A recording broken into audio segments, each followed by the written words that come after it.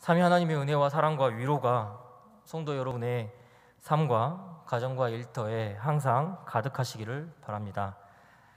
코로나 바이러스 확산세가 꺾이지 않아서 매우 불안한 상황이지만 하나님을 더욱 의지하고 또 바라보시는 삶을 살아가는 우리 모두가 되었으면 좋겠습니다.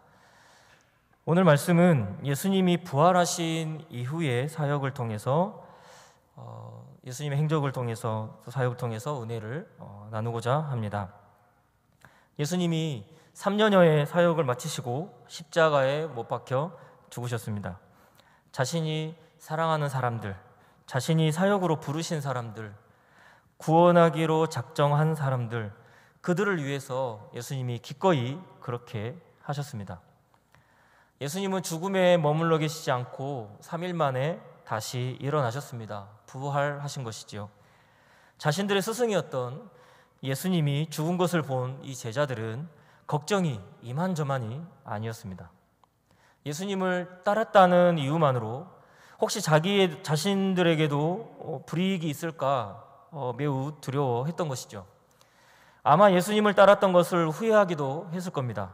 사도 요한은 두려워하는 제자들의 모습을 조금 더 극적으로 보여주기 위해서 19절과 26절에서 문들을 닫았다라고 표현하고 있습니다. 안식일이 지나고 첫날 저녁, 즉 예수님이 부활하신 날 저녁입니다. 예수님이 부활하신 것을 모르는 이 제자들은 이제 자기들이 앞으로 어떻게 살아가야 할까 하는 그런 어떤 걱정과 함께 자기들이 함께 이렇게 모였던 것이죠. 그때 예수님이 제자들에게 나타나셨습니다. 가운데 서서 너희에게 평강이 있을지어다. 너희에게 평강이 있을지어다. 너희에게 평강이 있을지어다. 총 오늘 본문에 3번이 나오는데요. 너희에게 평강이 있을지어다 하시며 자신의 손과 옆구리를 보여주십니다. 예수님께서 왜 자신의 상흔을 이렇게 보여주실까요? 예수님이 부활했다는 것을 이렇게 상흔이라도 보고 믿으라는 것이죠. 왜 그렇게까지 하셔야 했을까요? 왜 예수님이 오셔서 너희에게 평강이 있을지어다 라고 하시면서 그런 위로와 함께 그런 평강의 선포와 함께 이렇게까지 하셔야 했을까? 바로 이 제자들의 마음 상태 때문일 겁니다. 제자들의 상황을 한번 생각해 보겠습니다. 제자들은 처음 예수님을 잘 알지 못했죠. 예수님을 잘 알지 못한 그런 상황에서 잘 알지 못했던 예수님의 부르심을 받았습니다. 각자 다른 상황 하에서 부르심을 받았는데요. 그 중에는 예수님의 기적을 통해 부르심을 받기도 했습니다. 밤이 새도록 고기를 잡으려고 했지만 고기를 잡지 못하던 제자들에게 예수님이 찾아가셨습니다. 평소 몫으로 알고 있던 사람이 나타나서 깊은 데로 가서 그물을 내려 고기를 잡으라 하는 말을 들었습니다. 그들은 평생을 고기를 잡던 사람들이라서 물고기를 잡는 데는 이골이 난 사람들이라고 할 수 있겠죠. 물때를 알고 있었고 언제 어디에서 잡으면 된다 하는 것 정도는 알고 있었을 테죠. 그런데 어떤 사람이 나타나서 깊은 데로 가서 그물을 내리라. 이미 고기를 잡지 못해서 그물을 씻고 있는 상황에서 평소 몫으라고 알고 있는 사람이 나와서 깊은 데로 가서 그물을 내리라 라는 그 이 말을 듣고 무시할 수도 있었지만 앞서 베드로의 그 장모의 열병을 고치는 것을 보니 범상한 인물이 아니라는 것을 알고 기꺼이 순종하게 되죠. 그래서 말씀을 듣고 그물을 깊은 데로 가서 내렸고 그 결과는 놀라웠죠. 그물이 찢어질 만큼 잡혔습니다. 고기가 매우 많아서 이 두 배가 잠기게 될 정도였습니다. 이제 물고기가 아니라 그들은 사람을 취하는 자로 예수님께 부르심을 받게 되었습니다. 예수님의 부르심을 받아 예수님을 따라 나섰던 이 제자들은 예수님의 행적 하나하나에 놀랄 수밖에 없었습니다. 예수님이 말씀으로 귀신을 쫓아냈습니다. 귀신들이 예수님을 알아보고 도망갔습니다. 나병 환자를 고쳤습니다. 중풍병자를 고쳤습니다. 눈먼 자의 눈을 뜨게 해주셔서 보게 하셨습니다. 손 마른 사람을 고치셨고요. 혈루증 여인을 고치셨습니다. 귀먹고 말 더듬는 자를 고치셨습니다. 각색병으로 고통당하는 사람들을 예수님은 그저 말씀으로 고쳐주신 것이죠. 죽었다고 생각되었던 야이로의 딸과 나사로를 죽음에서 다시 일으켜 세우셨습니다. 뿐만 아닙니다. 바람과 바다를 말씀으로 잠잠하게 하셨습니다. 물 위를 걸으셨습니다. 물고기 2마리와 떡 5개로 5,000명을 먹이셨습니다. 물고기 2마리와 떡 7개로 4,000명을 먹이셨습니다. 각각 12바구니와 7바구니를 남기셨습니다. 이 외에도 제자들이 예수님을 경험한 것은 이루 말할 수 없을 만큼 많았습니다. 사도 요한은 요한복음을 마무리하면서 21장 가장 마지막 절에 예수께서 행하신 일이 이외에도 많으니 만일 낱낱이 기록된다면 이 세상에 이 기록된 책을 두기에 부족할 것이다 라고 말할 정도였습니다. 그만큼 예수님은 놀라운 분이었죠. 제자들은 이렇게 놀라운 일을 많이 행하는 이 예수님, 과거 듣고 들었던 그런 선지자들이나 행했던 일들을 예수님께서 하시는 것을 보고 제자들은 스스로 생각했습니다. 그런데 이 생각이 결코 좋게 생각하지 않았던 것이 문제였죠. 이 사람이라면 우리가 말로만 들었던 다윗이 멀지 않구나. 다윗이 우리 옆에 있다. 그가 마침 다윗의 자손이 아닌가. 그렇다면 그가 다윗의 자손으로 왔다면 그가 로마의 속박으로 고통받고 고난당하고 있는 이 이스라엘을 구원할 것이 아닌가. 그가 과거 영광스러웠고 번영했던 그런 다윗의 시대, 다윗의 영광을 기꺼이 회복할 것이다 라고 오해했던 것이죠. 예수님이 그런 것은 가르쳐주지 않았습니다. 그러나 자기들 스스로 욕심을 낸 것이죠. 그리고는 높은 자리를 탐하기 시작했습니다. 예수님이 가지신 능력을 통해서 로마로부터 벗어나고 해방되고 자유를 얻으면 이제 예수님이 이 나라를 통치하면서 함께 예수님과 정치할 생각을 했던 것이죠. 높은 자리를 얻어서 나라를 다스리고자 했습니다. 이렇게 예수님의 뜻과 맞지 않는 그런 욕심을 품고 스스로 기대를 했던 것이죠. 그런데 예수님이 사역하시는 동안 종종 자기들의 생각과 다른 말씀을 하십니다. 어떤 이야기냐면요, 앞으로 내가 고난을 받을 것이다. 아니, 말씀으로 치유하시고 눈먼 자도 뜨게 하시고 귀신도 내쫓으시는 분이, 아니 물고기 2마리 오병이어를 가지고 5,000명이나 먹이시는 그런 분이 앞으로 고난을 받다니. 그리고 예수님이 또 버림받을 것이다, 죽임당할 것이다, 그래서 내가 너희를 떠나게 될 것이다 라고 말씀을 하시는데 이 사람들이 이런 말씀을 듣는 것이 불편하고 부담스러웠던 거죠.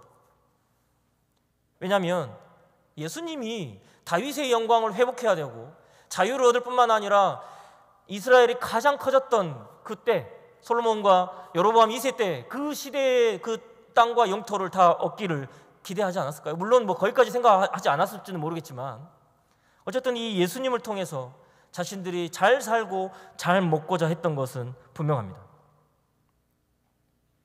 그런데 자꾸 예수님이 고난받을 거다, 나 버림받을 거야, 나 죽임당할 거야, 그래서 내가 너희들 떠날 거야 라고 하시는 이야기가 매우 거슬렸죠. 그래서 제자들은 예수님께 항변합니다. 성경은 꾸짖기까지 했다, 이 단어가 꾸짖기까지 했다라는 의미를 내포한 그런 단어까지 사용했습니다. 감히 예수님을 꾸짖다니. 자신들의 마음에 맞지 않다고 예수님을 꾸짖기까지 한 사람들이 제자들입니다. 예수님이 치유하시고 예수님이 복음을 전파하시고 예수님께서 하나님 나라를 가르치셨던 그 본래의 뜻은 알지 못하고 이해하지 않고 여전히 욕심 가득한 언행을 계속해서 하게 됩니다. 초막셋을 지어서 하나는 주를 위하여, 하나는 모세를 위하여, 하나는 엘리야를 위하여 지읍시다. 그곳에서 편안히 삽시다 라고 하기도 합니다. 예수님은 이 죽음과 부활에 대해서 두 번째 말씀하실 때에도 비슷하게 서로 누가 크냐에 대해서 함께 자기들끼리 싸웠습니다. 세 번째 죽음과 부활에 대해서도 그 말씀을 하셨음에도 불구하고 주의 영광 중에서 우리를 하나는 주의 우편에, 하나는 주의 좌편에 앉게 해주십시오라고 말하기까지 했습니다. 그런데 재밌는 것은요, 예수님이 십자가에서 죽으실 때 주님의 우편과 주님의 좌편에 누가 있었을까요? 바로 강도들이었습니다. 제자들은 예수님께 강도짓을 하는 것과 다를 바 없는 그런 언행을 하고 있는 것이죠. 예수님의 행적을 바로 옆에서 보면서 예수님을 이해하거나 예수님이 어떤 분이신지 도무지 믿지 못했습니다. 이분을 통해서 이 나라의 구원뿐만 아니라 나의 영원한 나에게 주어지는 영원한 형벌을 해결하실 분이라고, 나를 구원하실 분이라고 생각하지 못했습니다. 이분을 통해서 하나님 나라를 경험하고 하나님 나라가 완전히 건설될 거라고 하는 그런 기대는 없었던 것으로 보여집니다. 철저히 정치적으로 이용해 먹을 장점으로 예수님의 뜻과 다른 마음을 품었던 사람들이 바로 이 제자들이었습니다. 이제 때가 되어 말씀하신 대로 예수님은 잡혔고 고난당하며 죽게 되었습니다. 그때 제자들이 아시는 바와 같이 도망을 갔습니다. 베드로는 모두 주를 버릴지라도 나는 결코 버리지 않겠습니다. 제가 예수님을 떠나지 않겠습니다. 아니, 예수님께서 가시는 곳에 나도 함께 가겠습니다 라고 했던 사람이 바로 베드로였습니다. 그러나 도망갔습니다.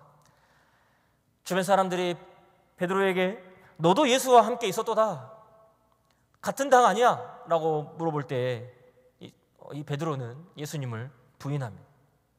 또 물어볼 때 맹세하고 또 부인합니다. 세 번째 물어볼 때 예수님을 저주하기까지 하면서 저주하고 맹세하며 부인한다고 것이죠. 인간적인 마음에는 체졸한 모습이라고도 할 수 있겠습니다. 한편 이해도 됩니다. 두려웠겠지요. 자신들도 잡혀서 예수님처럼 고난당하고 십자가에라도 매달리게 될까봐, 자신들의 손목에 혹은 발목에 못이라도 받게 될까봐 두려워하는 것 매우 당연합니다. 그래서 문들을 꼭꼭 닫아놓고 그렇게 긴장하고 있는 것이겠죠.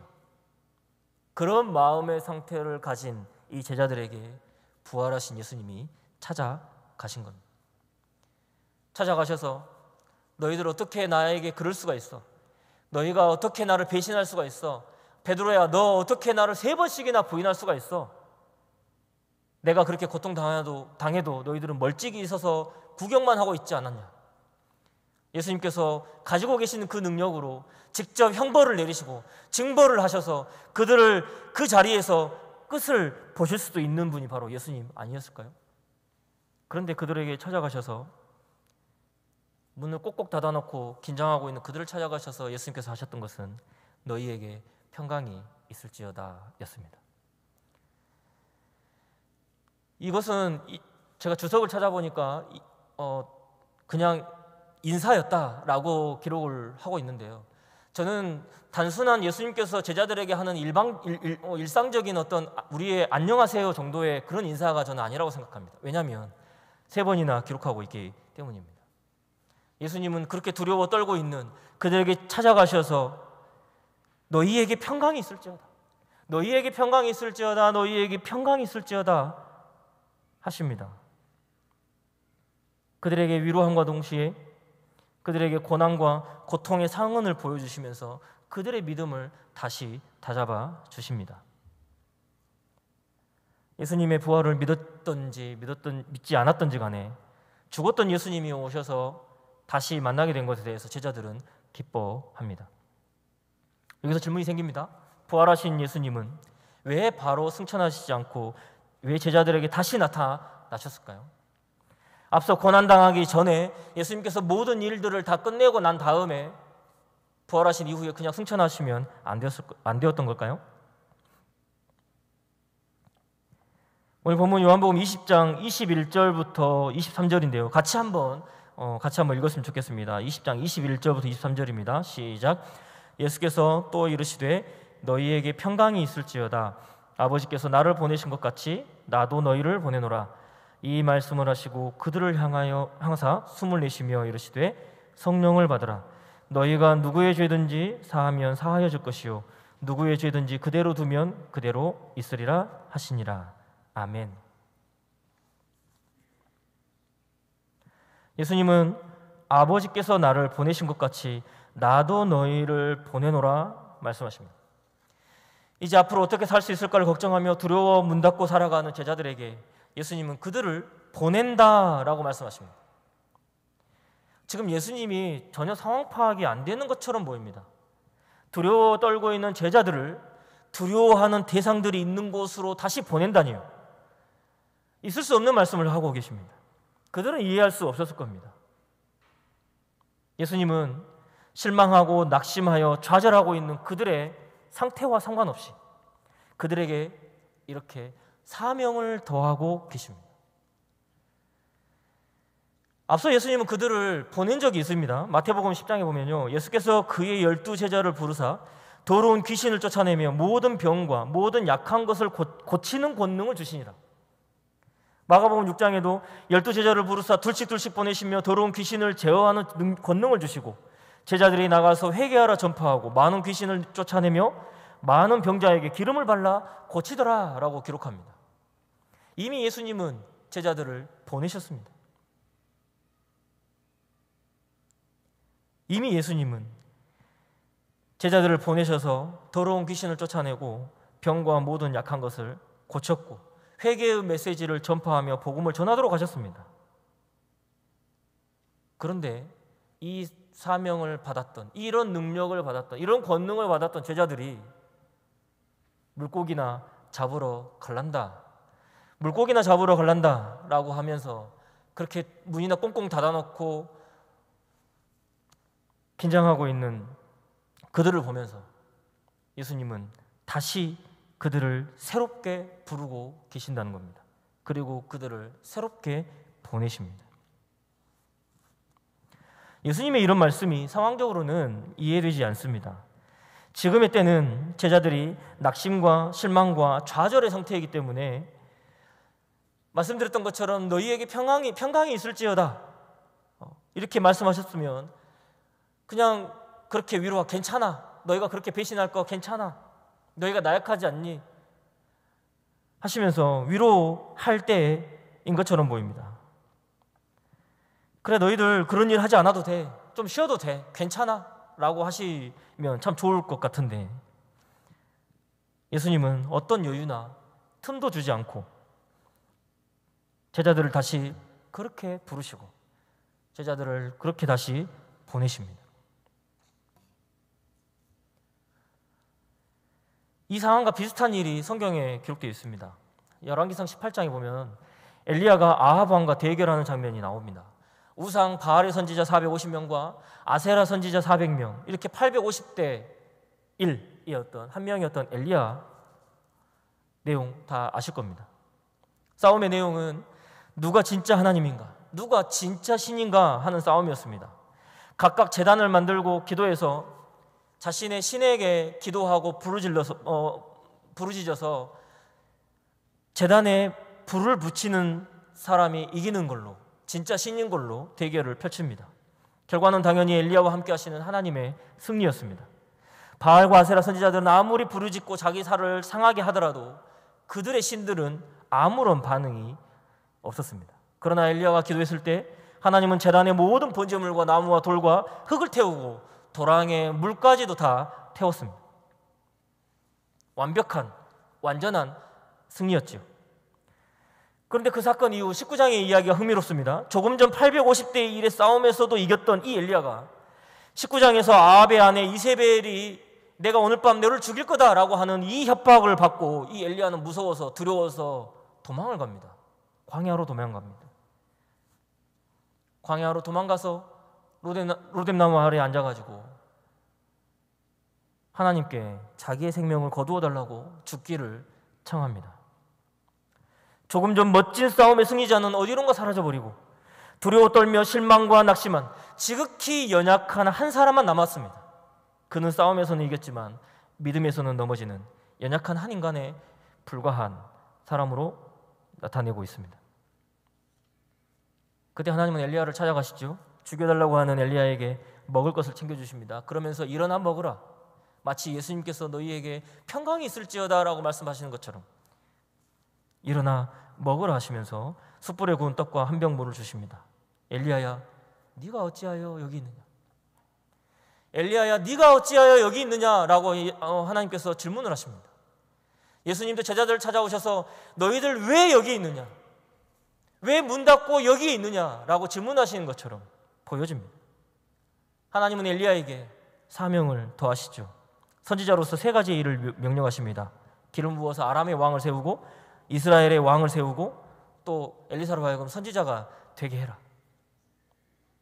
죽기를 청하고 있는 이 엘리야에게 하나님은 찾아가셔서 위로보다는 그에게 사명을 더하고 계신다라는 거죠. 숨을 돌릴 틈도 없이 그렇게 하나님의 사명을 다시 받아서 엘리야는 사역을 하게 됩니다. 엘리야가 이때 하나님 좀 쉬고 싶습니다. 좀 쉬면 안 됩니까? 이런 마음 아니었을까요? 엘리야가 할 만큼 했으니 조금 쉬어도 되지 않겠습니까? 그러나 사명이 멈추면, 엘리야에게 주어졌던 사명이 멈추면 살 수 없는 것이 엘리야에 대한 하나님의 섭리였던 것이죠. 제자들 마찬가지입니다. 세상으로부터 넘어지고 쓰러지고 갈기갈기 찢긴 그런 상태에서 이제는 너덜너덜해진 그런 상황에서 예수님은 다시 제자들을 부르십니다. 그리고 그들에게 평강을 선포하신 이후에 말씀하십니다. 아버지께서 나를 보내신 것 같이 나도 너희를 보내노라. 아버지께서 나를 보내신 것 같이 나도 너희를 보내노라. 실망과 낙심과 좌절로 문을 닫고 있는 제자들을 그렇게 예수님은 새롭게 부르시고 그들에게 새로운 사명을 주시는 것이죠. 제자들에게 사명은 엘리야와 같이 그들의 생명과도 같습니다. 제자들에게 사명이 멈추면 살 수 없습니다. 하나님께서 엘리야를 먹이신 이유는 엘리야가 앞으로 더 가야 할 길이 남아있었기 때문이었던 것이죠. 예수님께서 실망과 낙심하고 있는, 그래서 문 닫고 긴장하고 있는, 두려워하고 있는 제자들을 다시 찾아가셔서 그들을 위로하고 그들에게 사명을 주신 것은 그들이 가야 할 길이 아직 남아있어서 이기 때문인 것이죠. 제자들에게 그렇게 사명이 멈추면 살 수 없습니다. 결국 그들은 이후에 하나님의 교회를 다 세우게 되지요. 그렇다면 예수님이 그렇게 보내시기만 하셨냐?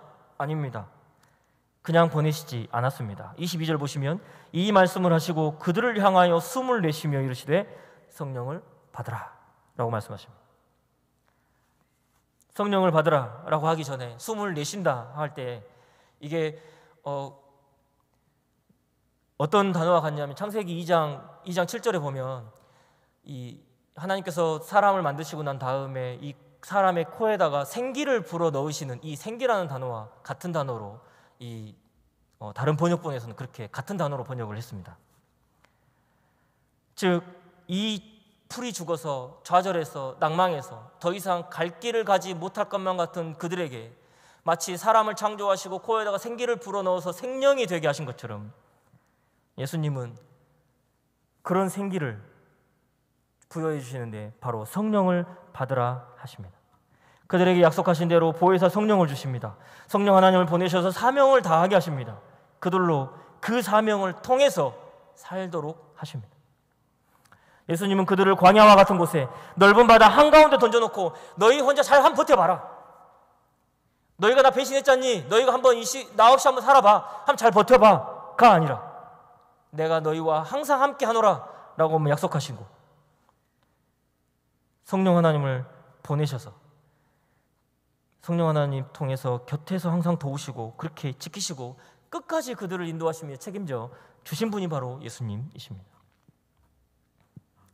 23절의 말씀은 특별합니다. 23절 보시면 너희가 누구의 죄든지 사하면 사하여질 것이요 누구의 죄든지 그대로 두면 그대로 있으리라 하시니라. 아멘. 이 말씀은 예수님이 사역하시는 기간에 유대인들로부터 항상 지적을 받아왔던 문제 아닌가요? 이 문제 때문에 유대인들의 가전 시기를 받았던 그런 내용이 바로 이것 때문이었습니다. 예수님이 병자들을 보셨습니다. 그러면 병을 낫게만 해주시면 되는데 예수님은 죄의 용서까지 시켜주셨습니다. 예수님은 죄 때문에 병이 걸렸다고 생각하는 그 사람들의 시선과 상관없이 이 병자의 죄까지 용서하노라 라고 말씀을 하신 것이죠. 결국 이것이 문제가 되어서 유대인들에게 신성모독이라며 유대인들이 예수님을 죽이고자 했고 그렇게 죽이지 않았습니까? 그런데 이제는 예수님이 제자들도 그렇게 하라고 하십니다.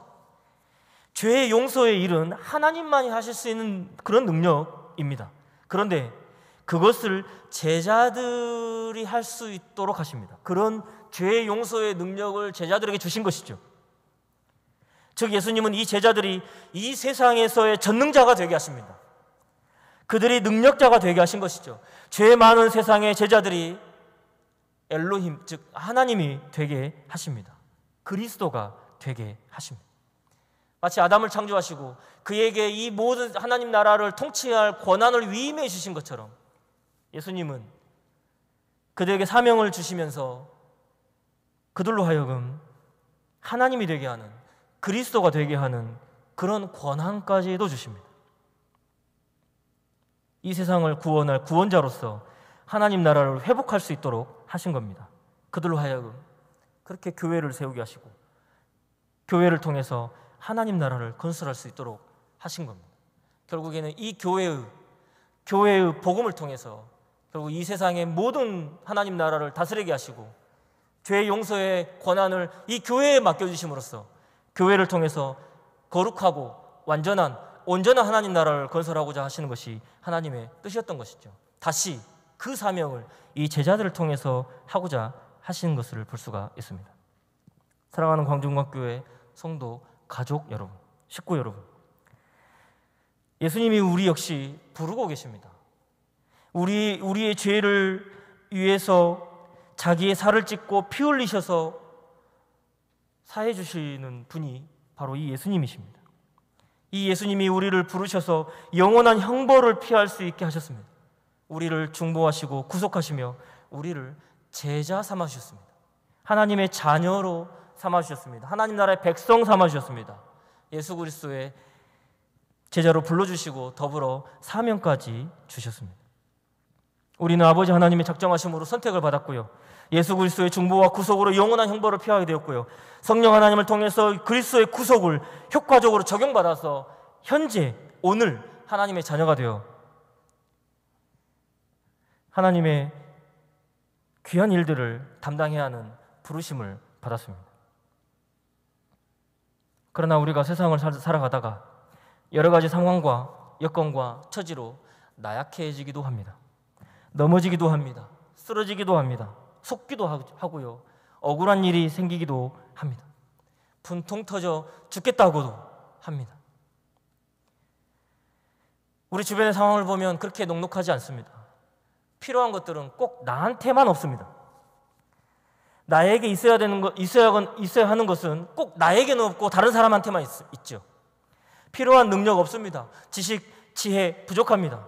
남들이 차고 넘친다고 하는 그런 어떤 물질도 없습니다.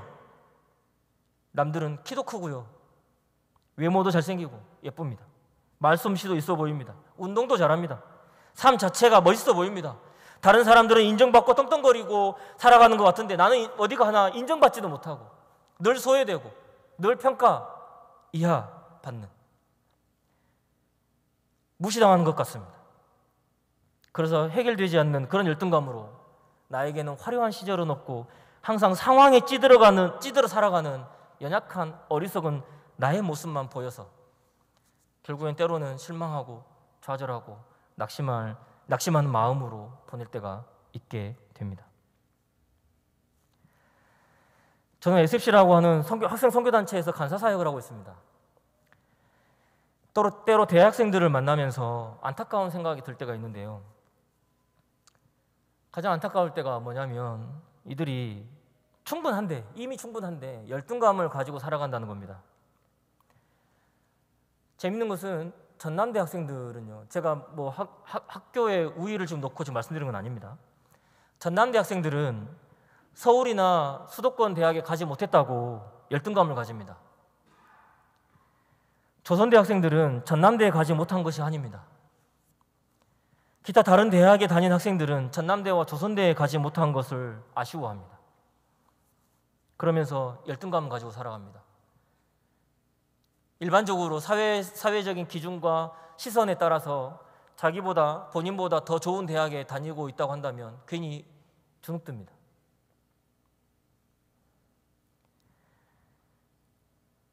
저는 이런 학생들을 보면서 때로는 하나님이 원망스러울 때도 있습니다. 아니 하나님께서 택하시고 부르셨다면, 그리고 이들을 하나님의 자녀, 하나님 나라의 백성, 그리고 그리스도의 제자로 삼으셨다면 이들이 좀 잘 돼야 되지 않겠습니까? 소위 말하는 세상에서 인정받을 만한 그런 학교를 가고, 세상에서 인정받을 만한 그런 능력이 있어서, 탁월한 머리가 있어가지고 하는 일마다 다 잘 되고 좀 했으면 좋겠는데, 제가 봐도 잘 안 되는 사람들 뭐 하는 건 아닌가 이런 생각이 들 정도로 때로는 안타까운 모습들을 많이 보곤 합니다. 그러나 제가 보기에 이 학생들 이미 충분합니다. 그 자신의 마음에 열등감을 가지지 않아도 될 만큼 이미 좋고요, 이미 괜찮습니다. 이미 충분합니다. 제가 가진 거 다 주고서라도 제대로 한번 키워보고 싶을 정도로 정말 좋은 친구들입니다. 그런 친구들이 참 많습니다. 괜찮은 친구들이 있습니다. 그런데 그들은 자신이 머리가 없다고 한탄하고요, 자신에게 지혜가 없다고, 자기에게 능력이 없다고, 자기에게 물질이 없다고 여전히 불평하고 후회하고 한탄만 하는 경우가 많이 있습니다. 특히나 요즘은 진로 때문에 그렇게 고민을 많이 합니다. 어떻게 살아가야 할까? 얼마나 어떻게 연봉을 받고 어떤 모습으로 살아갈 수 있을까? 이런 걱정을 많이 합니다. 요즘 더 안타까운 것은 코로나 때문인데요. 옛날에는 휴학을 하고 해외에 나가서 1년 혹은 2년 어학연수라도 가고 여러 스펙트럼 쌓아볼 기회가 생기는데, 요즘에는 코로나 때문에 해외를 나갈 수가 없습니다. 휴학을 하자니 휴학을 하고 집에서 핑핑 놀 수가 없기 때문에 휴학도 못합니다. 경험도 스펙도 쌓지 못하고 그냥 대학 4년을 졸업을 하려고 그냥 그렇게 학교 생활을 하고 있습니다. 또 가정 때문에, 또 여러 가지 자기들의 이유 때문에 고민하고, 그래서 낙심하고 낭망하고. 그래서 제가 옆에서 보기에 정말 짠해 죽을 지경입니다. 제 코가 석자임에도 불구하고, 사실 제 코도 보입니다만 그들을 보면 정말 전라도 말로 정말 짠해 죽겠습니다. 쟤네들 정말 잘 됐으면 좋겠는데. 이들이 또 신앙이 있어서 신앙생활에 열심을 냅니다. 금식도 하고요, 새벽기도에도 다니고요, 교회에서 여러 활동들을 열심히 합니다. 이들이 없으면 안 될 정도로 정말 열심히 섬깁니다. 교회를 다니는 것도 모자라서 SFC와 같은 그런 선교단체 활동까지 합니다. 교회 활동도 바쁜데 시간을 쪼개서 또 SFC 모임에 참석하고, 큰 모임과 작은 모임을 하고 알돌 모임을 하고, 또 그런 모임들을 통해서 또 후배들을 또 키우고, 또 성경을 보는 운동, 기도하는 운동, 또 학교에서 청소하시는 분들, 또 주차 관리하시는 분들 섬기는 그 바카스와 빵을 드리면서 섬기는 운동, 이런 여러 운동들을 펼치고 있습니다. 여러 모양으로 그렇게 하나님을 만나고 자신이 받았던 그런 사랑을 다시 이 시대에, 이 세상에 나누어주는 그런 일들을, 그런 운동을 하고 있음에도 불구하고 여전히 그들은 낙심하고, 여전히 낭망하고 있고, 여전히 좌절하고 있고, 여전히 주저앉아서 원망하고 있는 것을 보니 정말 안타까운 심정입니다. 그런 낙심과 절망의 때를 살아가는, 죄로 물들어서 이 세상에 이끌려서 이리 치이고 저리 치이고, 이렇게 흔들리고 저렇게 흔들리다가 찢긴 이런 마음의 상태로 그렇게 그들은 주저앉고 앉아 있을 때가 있다는 거죠. 이런 일들이 비단 대학생들만의 문제는 아닐 겁니다. 이 자리에 앉아있는 우리 모두의 이야기이며 또 우리 가정의 이야기가 아닐까요? 매 순간은 아니더라도 우리 모두에게 있어졌던, 또 앞으로 있어질 그런 상황들 아닌가요? 그런데 이런 상황에 예수님께서 우리에게 찾아오십니다. 찾아오셔서 그냥 우리의 예배만 받으시고 그냥 가시면 좋을 것을, 우리를 다시 새롭게 부르신다는 겁니다. 너희에게 평강이 있을지어다. 아버지께서 나를 보내신 것 같이 나도 너희를 보내노라 하십니다. 새로운 사명을 주시고요, 우리를 새롭게 보내십니다.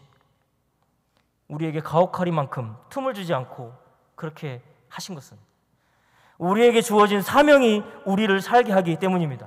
우리에 대한 하나님의 부르심이 우리를 살게 하기 때문입니다. 그러므로 우리는 낭망이나 하며 살 수 없습니다. 우리는 좌절이나 하면서 살 수 없습니다. 우리는 엘리야처럼 그렇게 나무 아래, 그늘 아래 앉아가지고 죽기나 바랄 수가 없는 것이죠. 그렇다면 우리가 현재 어떻게 살아가야 할까요? 무엇을 해야 할까요? 우선 예수님께서 보내주신 성령을 충만하게 받아야 할 겁니다. 그리고 우리의 삶으로 그리스도 예수님을 증거해야 합니다. 우리의 삶으로 회개의 메시지를 전달해야 합니다. 우리의 삶으로 하나님의 영광을 나타내어야 합니다. 우리의 삶으로 우리가 하나님 나라의 백성된 자녀라면, 사람이라면 하나님 나라를 우리가 마음껏 보여주어야 하는 것이죠. 이미 우리는 성령 하나님이 함께 계시며 죄의 용서의 능력을 받은 만큼 우리는 능력자입니다. 누구의 죄든지 사하면 사하여 주고, 누구의 죄든지 그대로 두면 그대로 잊게 되는 그런 권능이 우리에게 있습니다. 그런 능력을 우리에게 주셨습니다. 그러므로 이 능력을 행사하며 우리의 사명을 당당하게 떳떳하게 이루어 내어야 할 것입니다. 현재 우리의 처지가 어떠하든, 우리의 상황이 어떠하든, 우리의 형편이 어떠하든, 우리의 상황이 어떠하든지 간에 상관이 없습니다. 하나님은 우리를 교회로 불러주셨습니다. 교회로 불러주셔서 이 교회 안에서 하나님의 말씀을 먹게 하시고 하나님의 사명을 우리에게 주신다는 겁니다. 이 교회에서 하나님의 말씀을 정말 기꺼이 먹고 기꺼이 세상으로 나아가서 우리 삶의 현장으로 나아가 그곳에서 당당하게 그리스도의 사명을 완수할 수 있는 우리 모두가 될 수 있기를 바랍니다. 그 일을 위해서 예수님이 기꺼이 자기 살 찢고 피 흘려 우리에게 새 생명 주신 것이죠. 우리 삶의 현장에서 우리에게 주신 각각의 사명을 기꺼이 완수함으로 삼위 하나님께 온전한 경배와 영광을 돌려드리는 우리 모두가 될 수 있기를 바랍니다. 우리의 사명으로 교회가 더 온전하고 든든하게 세워져 갈 수 있게 되기를 바랍니다. 우리의 사명으로 낙심하고 좌절하고 있는 그런 사람들이 새 생명을 얻어서 다시 기쁨으로 하나님께 나올 수 있게 되기를 바랍니다. 우리의 사명으로 하나님 나라를 회복하고 확장할 수 있게 되기를 바랍니다. 이 일들에 귀하게 쓰임받아서 영광스러운 삶을 살아가고 그저 우리의 삶을 통해서 낭만과 좌절이 아니라 하나님께 온전한 영광과 기쁨과 경배와 예배를 드리는 우리 모두가 될 수 있기를 예수 그리스도 이름으로 축복드립니다.